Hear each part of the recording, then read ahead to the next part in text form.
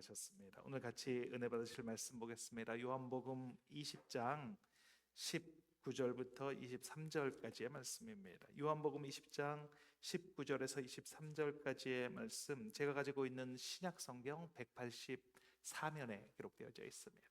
신약 성경 184면에 기록되어져 있는 요한복음 20장 19절에서 23절까지의 말씀입니다. 요한복음 20장 19절에서 23절까지의 말씀, 제가 가지고 있는 신약 성경 184면에 기록되어져 있습니다. 우리 다 찾으신 줄 믿고 제가 먼저 한 절, 여러분이 한 절 이렇게 교독하며 읽도록 하겠습니다. 제가 먼저 읽겠습니다. 이날 곧 안식 후 첫날 저녁 때에 제자들이 유대인들을 두려워하여 모인 곳의 문들을 닫았더니 예수께서 오사 가운데 서서 이르시되 너희에게 평강이 있을지어다. 이 말씀을 하고 손과 옆구리를 보이시니 제자들이 주를 보고 기뻐하더라. 예수께서 또 이르시되 너희에게 평강이 있을지어다. 아버지께서 나를 보내신 것 같이 나도 너희를 보내노라. 이 말씀을 하시고 그들을 향하사 숨을 내쉬며 이르시되 성령을 받으라. 같이 읽겠습니다. 너희가 누구의 죄든지 사하면 사하여질 것이요 누구의 죄든지 그대로 두면 그대로 있으리라 하시니라. 아멘. 아멘. 오늘의 말씀의 제목은 보내심을 받았다면 이라는 제목으로 말씀의 은혜를 같이 나누겠습니다. 오늘은 그 보내심에 관해서 이야기를 나누기를 원합니다. 보내심을 받았다는 것은 보내심을 받기 위해서 먼저 선택을 받았다라는 것입니다. 그리고 보낼 준비가 되었다라는 그런 말입니다.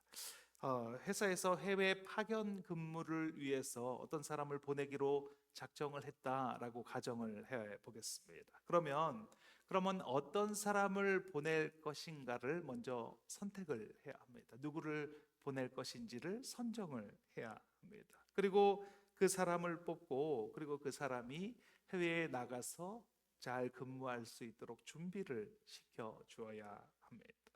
그 사람이 충분히 준비가 되었다고 판단이 될 때 그러면 그때는 이제 보내심을 받게 되는 것입니다. 물론 준비가 잘 되어진 사람이 뽑혀질 수도 있습니다. 곧바로 해외로 나갈 수 있는 사람, 그렇게 준비가 된 사람이 있을 수도 있습니다. 그렇다고 하더라도 그 사람은 어디에선가 먼저 그것을 준비하는 시간이 있었을 것입니다. 그 순서가 어떻게 됐든지 일단 보내심을 받는다면 선택을 받고 준비가 되는 그 시간을 통해서 그리고 보내심을 받게 되는 것입니다. 하나님 나라의 원리도 이에 똑같이 적용이 됩니다. 우리는 하나님의 자녀로 선택을 받았습니다. 그래서 이 자리에 올 수가 있습니다. 하나님이 나를 불러주셨습니다. 어떠한 방법으로 불러주셨든지 하나님은 나를 불러주셨습니다. 친구를 통해서, 가족을 통해서 태어나 보니 먼저 불러주셨고, 어쨌든 이웃을 통해서 어떤 방법을 통해서 나를 불러주셨습니다. 사사기에 보면 하나님께서 기드온을 불러주시는 장면이 나옵니다. 기드온에게 큰 용사여 이렇게 말씀을 하시면서 불러주십니다. 기드온은 겁쟁이입니다. 므낫세 지파라고 하는 그렇게 강하지 않은 지파 중에서 요아스라고 하는 사람의 막내 아들로 태어났습니다. 그런데 그 기드온을 향하여 하나님은 큰 용사여 이렇게 불러주십니다. 하나님은 세상에서 보기에 크고 잘난 사람을 선택하는 것이 아닙니다. 작고 보잘것없는 사람들을 택하여 그들을 크게 만들어주시고 그들을 보내시는 분이 하나님이십니다. 고린도전서 1장 27절에서 29절 말씀입니다. 같이 한번 읽겠습니다. 그러나 하나님께서 세상에 미련한 것들을 택하사 지혜 있는 자들을 부끄럽게 하려 하시고 세상에 약한 것들을 택하사 강한 것들을 부끄럽게 하려 하시며 하나님께서 세상에 천한 것들과 멸시받는 것들과 없는 것들을 택하사 있는 것들을 패하려 하시나니 이는 아무 육체도 하나님 앞에서 자랑하지 못하게 하려 하심이라.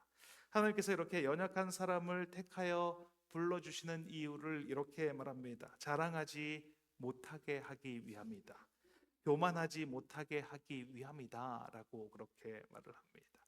자신이 준비가 되었다고 생각하는 사람을 불러 주었을 때는 그 사람은 교만합니다. 왜냐하면 그 모든 준비를 자신이 했기 때문입니다. 이미 자기가 준비되었다라고 생각하기 때문입니다. 그래서 하나님은 연약한 사람을 불러 주십니다. 천하고 멸시받는 사람을 택하여 그 사람을 불러주시고 그리고 그 사람을 준비시켜 주시는 분이 하나님이십니다. 그런 의미에서 우리는 지금 준비되어 가는 과정이다라고 말할 수 있습니다. 보내심을 받기 위하여 어디론가 보내지기 위하여 준비되어 가는 과정이 지금 나의 모습입니다. 세상적인 사람에서 영적인 사람으로 하나님께서는 준비를 시켜주고 계십니다. 내가 주인 되어서 살아가는 그 삶에서 하나님의 청지기의 삶으로 준비시키는 과정이 지금 이 과정입니다. 그리고 너무나 정확한 시기에 하나님이 준비한 그곳으로 우리는 보내심을 받게 되는 것입니다. 그곳이 먼 땅일 수도 있습니다. 한 번도 생각해 보지 않은 곳일 수도 있습니다. 그리고 그곳이 내가 지금 살고 있는 이곳일 수도 있습니다. 그런데 하나님께서 준비시켜서 보내주신다면 그곳이 어디이든지 다른 삶을 살아가게 됩니다. 같은 장소, 같은 공간에 이전과 같이 살아가고 있지만 완전히 다른 삶을 살아가게 된다라는 것입니다. 예수님의 제자들을 보면 어부입니다. 그리고 세리도 있습니다. 그리고 또 무슨 일을 하는 사람이었는지 밝히지 못할 만큼 보잘것없는 사람들을 예수님께서는 불러주셨습니다. 예수님은 그런 사람들을 제자로 삼아 주셨습니다. 그리고 그들을 준비시켜 주십니다. 3년 반이라는 그런 시간 동안에 그들을 준비시키고 훈련시켜 주십니다. 그리고 때가 되었을 때 이렇게 말씀하십니다. 요한복음 21장 15절 말씀입니다. 같이 읽겠습니다.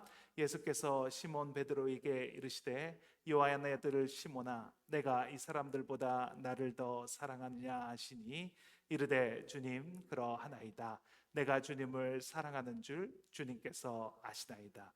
이르시되 내 어린 양을 먹이라 하시고 내 어린 양을 먹이라 하시는 그 말씀이 하나님께서 예수님께서 베드로를 보내주셨다라는 그런 말씀입니다. 사도행전 1장 8절 말씀입니다. 같이 한번 읽겠습니다. 오직 성령이 너희에게 임하시면 너희가 권능을 받고 예루살렘과 온 유대와 사마리아와 땅 끝까지 이르러 내 증인이 되리라 하시니라. 이 증인이 되라는 말씀은 보내심을 받았다라는 그런 말씀입니다. 예수님께서 제자들을 택하신 이유는 하나입니다. 준비시켜서 보내기 위함입니다. 예수님 자신도 보내심을 받았습니다. 하나님께서 예수님을 이 땅으로 보내 주셨습니다.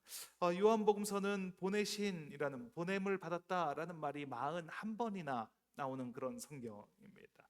내가 아니라 나의 보내신 이의 뜻을 행하는 것, 그것이 요한복음의 중요한 메시지다라고 말할 수 있습니다.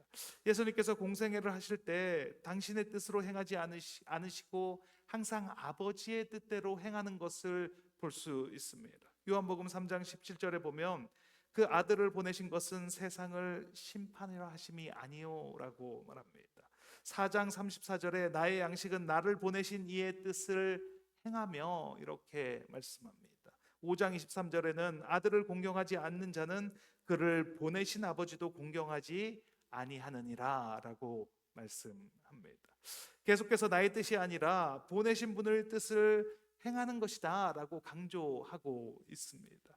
하나님께서 예수님을 보내주셨고 예수님은 그때로 행하기 위하여 항상 하나님께 묻고 그리고 행하십니다. 그렇게 보내심을 받으신 예수님께서 제자들에게 나타나셨습니다. 그리고 오늘 본문 요한복음 20장 21절에 이렇게 말씀하십니다. 같이 읽겠습니다. 너희에게 평강이 있을지어다. 아버지께서 나를 보내신 것 같이 나도 너희를 보내노라 라고 말씀합니다. 이 말씀을 꼭 지금 듣고 있는 그 제자들에게만 하시는 말씀은 아닙니다. 오늘 이 말씀을 같이 나누고 있는 저와 여러분에게도 동일하게 하시는 말씀입니다. 그렇다면 우리는 어떻게 보냄받은 자의 역할을 감당하며 살아갈 수가 있겠습니까? 예수님께서 보내심을 받으시고 보내신 하나님의 뜻에 따라서 그 온전한 일을 이루시며 사셨습니다. 우리도 보내신 예수님의 뜻을 온전히 이루기 위해서는 어떻게 살아가야 하겠습니까? 오늘 말씀을 살펴보면서 보내심을 받은 자의 삶을 같이 살펴보기를 원합니다. 오늘 말씀을 통해서 보내심 받은 자로의 온전한 삶을 살아내시는 저와 여러분이 되시길 예수님의 이름으로 축원드립니다. 첫째, 나를 보내신 이의 뜻을 행하는 것입니다. 같이 한번 읽겠습니다. 나를 보내신 이의 뜻을 행하는 것입니다. 베드로 사도는 예수님이 잡히시던 밤, 그러니까 예수님께서 십자가에 죽으시기 하루 전인 목요일 밤에 대제사장 안나스의 그 뜰에 함께 있었습니다. 예수님께서 재판을 받으시는 것을 지켜보고 있었습니다. 그 밤이 추워서 불을 피워놓고 사람들이 삑 둘러서 그 불을 쬐고 있을 때 여종이 베드로에게 이 사람이 제자 중에 한 명이다 라고 그렇게 말을 합니다. 그랬더니 베드로는 아니다 라고 그렇게 부인을 합니다. 그리고 다른 사람이 묻습니다. 너도 그 제자 중에 하나가 아니냐라고 다른 사람이 베드로에게 물었습니다. 그때 베드로는 아니다 라고 대답을 합니다. 그리고 또 대제사장의 종이 한 번 더 베드로에게 묻습니다. 내가 그 사람과 동산에 있는 것을 내가 보았다 라고 그렇게 이야기를 했습니다. 그랬더니 베드로는 또 아니다 라고 부인을 하고 도망을 쳤습니다. 그리고 닭이 울었습니다. 베드로는 말했습니다. 마태복음 26장 33절 말씀입니다. 같이 읽겠습니다. 베드로가 대답하여 이르되 모두 주를 버릴지라도 나는 결코 버리지 않겠나이다. 예수님께서 너희가 다 나를 버리리라 라고 그렇게 말씀하시자 베드로는 말했습니다. 모두가 다 주를 버릴지라도 나는 결코 버리지 않겠습니다 라고 말했습니다. 그랬더니 예수님께서 내가 오늘 밤 닭이 울기 전에 3번 나를 부인하리라 라고 말씀하십니다. 예수님의 말씀대로 베드로는 3번 주님을 부인했습니다. 그리고 베드로는 통곡하고 울었습니다. 베드로는 그 후에 갈릴리로 갔습니다. 그리고 뭘 할지 몰라서 그 갈릴리 호숫가에 망연자실한 채로 앉아 있습니다. 자신이 믿고 따르던 그분을 배신한 그 베드로는 어떻게 해야 할지 모르고 있습니다. 그냥 그곳에서 고기를 잡고 있습니다. 그때 부활하신 예수님께서 그곳으로 오셨습니다. 물고기를 한 마리도 잡지 못한 제자들에게 그물을 오른쪽으로 내리라 라고 말씀을 하셨습니다. 그랬더니 그 그물이 찢어질 만큼 많은 고기가 잡혔습니다. 그리고 떡과 생선을 구우시면서 베드로에게 말씀하십니다.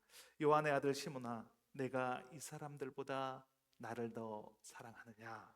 이렇게 물으십니다. 예수님은 베드로를 준비시키시고 계시는 중입니다. 보내시기 위해서 그렇게 하시는 중입니다.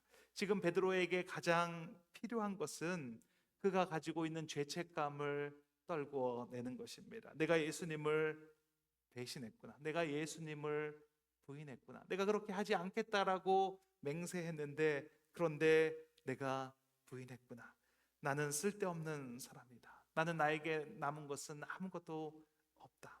예수님은 부활하셔서 많은 사람에게 보이셨다라고 하는데 나를 한 번도 찾아오지 않는 걸 보면 알 수 있다. 이런 마음을 벗어버려야 그래야 보내심을 받을 수 있기 때문입니다. 그것을 너무나 잘 알고 계시는 예수님은 베드로에게 이런 질문을 하십니다. 요한의 아들 시몬아, 내가 이 사람들보다 나를 더 사랑하느냐? 베드로가 대답을 합니다. 내가 주님을 사랑하는 줄 주님께서 아시나이다. 그랬더니 예수님께서 말씀하십니다. 내 양을 먹이라. 내 양을 치라. 아직 준비가 되지 않은 것 같은데, 아직 때가 되지 않은 것 같은데 예수님은 말씀하십니다. 내 양을 먹이라. 내 양을 치라.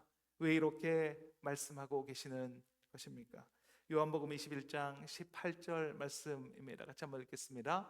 내가 젊어서는 스스로 뛰뛰고 원하는 곳으로 다녔거니와 늙어서는 내 팔을 벌리리니 남이 내게 띠띠우고 원하지 아니하는 곳으로 데려가리라. 베드로는 어떠한 죽음을 맞이하게 되더라도 그것을 받아들이게 된다라는 그런 말씀입니다. 그래서 내 양을 먹이라라고 말씀하시는 것입니다. 예수님이 가장 잘 알고 있습니다. 베드로는 예수님의 뜻을 이룰 준비가 되었다는 것을 알고 있습니다. 왜냐하면 예수님 자신도 하나님의 뜻을 이루었기 때문입니다. 예수님께서는 그 진리 되신 하나님의 뜻을 이루려고 이 땅 가운데 오셨습니다. 요한복음 6장 38절 39절입니다. 같이 읽겠습니다. 내가 하늘에서 내려온 것은 내 뜻을 행하려 함이 아니요 나를 보내신 이의 뜻을 행하려 함이니라. 나를 보내신 이의 뜻을 내게 주신 자 중에 내가 하나도 잃어버리지 아니하고 마지막 날에 다시 살리는 이것이라. 예수님은 하나님의 뜻을 이루는 일에 초점을 두셨습니다. 그 일을 이루는 것이 목표이고 그 뜻을 끝까지 이루셨습니다. 그 예수님께서 말씀하십니다. 아버지께서 나를 보내신 것 같이 나도 너희를 보내노라 라고 말씀합니다. 우리가 해야 할 일은 그 말씀 위에 걸어가는 것입니다. 예수님을 보내신 분의 뜻을 따라간 것 같이 그렇게 우리도 같이 그분의 뜻을 따라가는 것입니다. 예수님은 아버지의 뜻을 이루기 위해서 그 길을 걸어가셨습니다. 진리이신 말씀 위에서 그 길을 걸어가셨습니다. 그리고 그 뜻을 온전히 이루기 위해서는 진리 가운데로 걸어가야 합니다. 변함이 없는 말씀 위에 서 있어야 하는 것입니다. 기도로 뜻을 구하며 묵묵히 걸어가는 것입니다.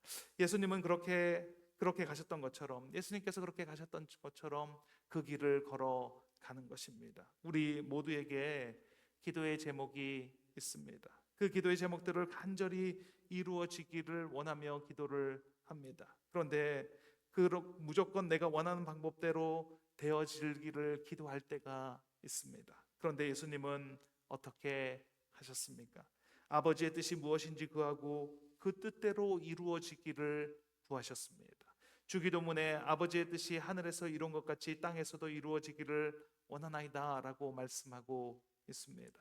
겟세마네 동산에서도 십자가를 지시기 전에 기도하시면서 이 잔을 내게서 옮겨 주시옵소서. 그러나 나의 원대로 마시옵고 아버지의 원대로 되기를 원합니다 라고 그렇게 기도하셨습니다. 예수님의 뜻은 아버지의 뜻이 이루어지는 것이었습니다. 우리도 예수님께 보내심을 받았습니다. 아버지가 아들을 보낸 것처럼 예수님께서도 우리를 보내주셨습니다. 그렇다면 우리도 그 보내신 분의 뜻을 따라서 살아야 한다는 것입니다. 예수님이 원하시는 것이 무엇인지 그분의 뜻을 구하고 그분의 뜻대로 살아가시는 저와 여러분이 되시길 예수님의 이름으로 축원드립니다. 둘째, 예수님의 뜻을 온전히 이루기 위해서는 성령을 받아야 합니다. 같이 한번 읽겠습니다. 예수님의 뜻을 온전히 이루기 위해서는 성령을 받아야 합니다. 성경에서 성령에 관해서 가장 많이 나오는 성경책은 여러 권이 있겠지만 사도행전에 가장 많은 성령에 대한 말씀이 나옵니다. 그래서 사도행전을 어떤 분은 성령행전이다라고 부르시는 분이 있습니다. 사도행전 1장 8절 말씀입니다. 같이 한번 읽겠습니다. 오직 성령이 너희에게 임하시면 너희가 권능을 받고 예루살렘과 온 유대와 사마리아와 땅끝까지 이르러 내 증인이 되리라 하시니라. 여기에서 성령이 임하면 권능을 받는다라고 하는 말씀이 나오는데 이 권능이라는 말을 헬라어로 말하면 두나미스라는 단어가 됩니다. 이 두나미스에서 파생된 단어가 다이나믹스와 다이나마이트라는 단어가 파생이 되었습니다. 다이나믹스를 한국말로 해석을 하면 활기 있는, 활기찬, 역동적인 이런 뜻이 됩니다. 그리고 다이나마이트는 우리가 너무나 잘 알고 있는 대로 뻥 하면 터지는 그런 폭탄입니다. 이 성령의 권능을 쉽게 설명한 내용이 있는데, 말씀드린 적이 있는데, 이것을 축구공에 비유를 하면 쉽습니다. 이 축구공이 하나가 있습니다. 근데 이 축구공을 보고, 축구공이 있는데 이 축구공이 바람이 없어서 이렇게 물렁물렁한 그런 축구공입니다.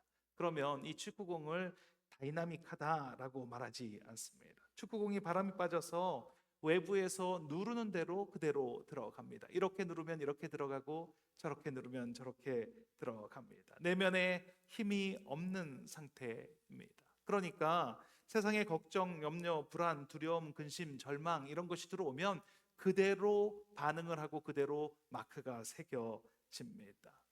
이쪽에서 누르면 이쪽으로 들어가고, 저쪽에서 누르면 저쪽에서 들어가는 상태, 이런 상태를 우리는 다이나믹하다라고 이야기하지는 않습니다. 그런데 이 바람이 꽉 차 있는 단단한 축구공이 있습니다.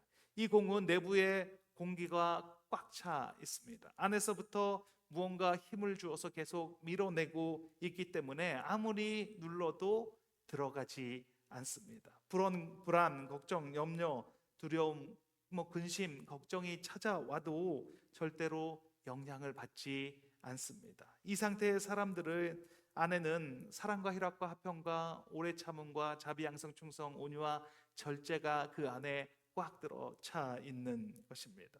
그렇기 때문에 이 축구공을 보고는 다이나믹하다, 활기가 있다, 역동적이다라고 말합니다. 그리고 거기서 멈춰주는 것이 아니라 성령이 임하면 이 다이나마이트처럼 그 빵빵한 상태가 아니라 거기에서 더 퍼져서 뻥 터져서 나간다라는 것입니다. 다이나마이트는 우리가 잘 알고 있는 대로 폭발하는 힘이 있습니다. 그 상태를 유지하는 것이 아니라 확장되어서 더 멀리 나가는 것입니다. 빵빵한 축구공의 상태에서 머물러 있는 것이 아니라 그것을 넘어서 그 확장되어서 더 멀리 나가는 단계를 말합니다. 그러니까 성령의 사람은 어떤 사람입니까? 내 안에 폭발하는 에너지가 넘쳐나는 사람입니다.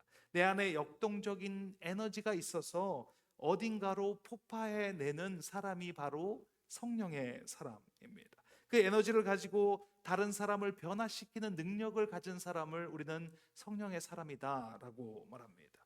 사도행전 4장 19절 말씀입니다. 같이 읽겠습니다. 베드로와 요한이 대답하여 이르되 하나님 앞에서 너희의 말을 듣는 것이 하나님의 말씀을 듣는 것보다 옳은가 판단하라.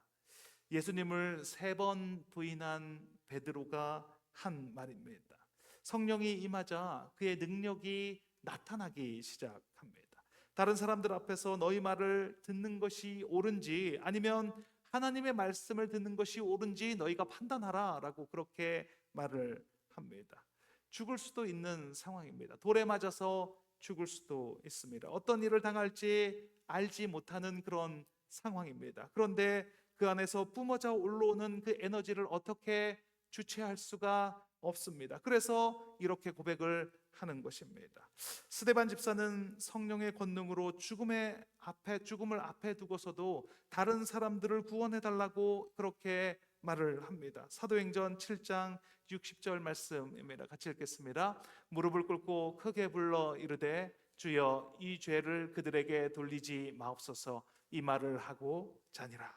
죽어가는 사람이 자신들에게 돌을 던지는 그런 사람들에게 이렇게 말을 하는 것입니다. 곧 죽는데 그 죄를 그들에게 돌리지 마십시오. 이렇게 말하면서 죽어갑니다. 성령의 권능이 임한다는 것은 내 안에 일어난 그 충돌이 밖으로 터져 나오는 것입니다. 그러니까 내 안에는 없는데, 내 안에는 그렇게 말할 수 있는 것들이 없는데, 그런데 나도 모르는 것들이 터져서 나오는 것입니다. 내 안에는 없는 것들이 뿜어져 나오는 것입니다. 예수님이 이 세상에 오셨습니다. 그때 이 땅은 어느 때보다도 큰 충돌이 일어났습니다. 예수님은 세상의 기득권과 충돌을 하셨습니다. 종교의 지도자들과 충돌했고 세상의 문화와 세상이 흘러가는 방향과 충돌을 하셨습니다. 그리고 예수님께서 십자가에서 죽으셨습니다. 예수님께서 말씀하십니다. 요한복음 16장 7절 말씀입니다. 같이 읽겠습니다. 그러나 내가 너희에게 실상을 말하노니 내가 떠나가는 것이 너희에게 유익이라. 내가 떠나가지 아니하면 보혜사가 너희에게로 오시지 아니할 것이요 가면 내가 그를 너희에게 보내리니. 그리고 성령님이 오시면서 폭발이 일어났습니다. 성령의 권능이 임하니까 학문 없는 자들, 용기 없는 자들도 담대하게 나아가서 예수님이 하나님임을 전하는 것입니다. 예수님이 살아나셨음을 전하는 자들이 됩니다. 성령의 권능이 임하니까 내 안에 없던 힘이 밖으로 뿜어져 나오는 것을 경험하게 됩니다. 우리는 힘으로 할 수 없는 일이 성령님이 임하면 일어나게 됩니다. 우리 안에 성령님이 계십니다. 그것을 어떻게 알 수 있습니까? 예전에 나는 도저히 할 수 없는 일을 하고 있다면, 그렇다면 내 안에 성령님이 계시고 그 권능으로 내가 지금 살아가는 것입니다. 나는 예배에 참석할 수 없는 사람인데 예배를 참석하고 있다면 그 안에 성령님께서 역사하시는 중입니다. 나는 다른 사람을 도울 수 없는 사람인데 그런데 내가 변하여서 다른 사람을 돕고 있다면, 그렇다면 성령의 권능이 임한 것입니다. 나는 부끄러워서 전도할 수 없는 사람인데 내가 담대하게 나아가서 다른 사람들 전도하는 삶을 살아가고 있다면 그 안에 성령님이 함께하고 계시는 것입니다. 예수님께서 우리에게 성령님을 보내주셨습니다. 그 권능이 우리에게 있습니다. 그렇다면 그 권능이 확장되어 나가는 삶을 살아가게 됩니다. 그 성령을 받아야 합니다. 그 성령을 받으셔야 합니다. 믿을 때 성령님이 임하는 것을 경험하게 됩니다. 고넬료의 집에서도 마가 요한의 다락방에서도 믿을 때 성령이 임했습니다. 고넬료의 집에서 말씀을 들을 때 성령이 임했습니다. 마가 요한의 다락방에서는 기도할 때 성령이 임했습니다. 성령이 임하면 회개가 나옵니다. 회개할 때 성령이 임하게 됩니다. 성령이 임하면 방언이 터지게 됩니다. 성령이 임하면 권능이 나타나게 됩니다. 그리고 그 에너지가 주체할 수 없는 에너지가 방출되게 됩니다. 그래서 사도 바울은 성령이 임하고 기운을 차리자마자 회당으로 달려가서 예수가 그리스도이심을 전했다라고 성경은 말을 합니다. 성령이 임하면 전도하게 됩니다. 성령이 임하면 선교하게 됩니다. 성령이 임하면 우리가 상상하지 못하는 일들이 내 삶의 주변에서 내 삶 가운데 일어나게 됩니다. 그 힘과 의지, 내 힘과 의지가 아니라 내 안에 성령의 권능으로 폭발이 일어나게 되는 것입니다. 오늘 이 예배를 통해서 성령이 임하시는 시간이 되시기를 바랍니다. 성령의 세례를 받으셨다면 성령의 충만함을, 또 재충만을 받으시는 저와 여러분이 되시길 예수님의 이름으로 축원드립니다. 같이 기도하는 시간을 갖도록 하겠습니다. 주님께